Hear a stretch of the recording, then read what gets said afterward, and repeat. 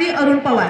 आले किती गेले किती उडून गेले भरारा, आले किती गेले किती उडून गेले भरारा, संपला नाही आणि संपणारही नाही माझ्या भीमाचा दरारा, माझ्या भीमाचा दरारा. सर्वांना माझा नमस्कार. माझे नाव जान्हवी अरुण पवार आहे.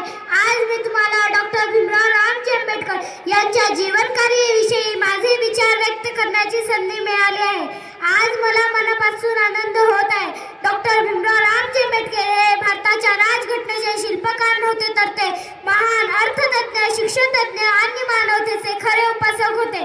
त्यांनी आयुष्यभर अन्याय, समानता, स्वातंत्र्यासाठी समर्पित केले. त्यांचे जन्म 14 एप्रिल 1891 रोजी मध्य प्रदेशातील महू या गावी झाला.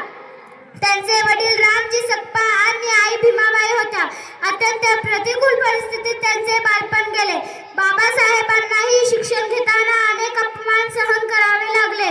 त्या काळात समाजात जातीय भेदभाव खूप मोठ्या प्रमाणात होता.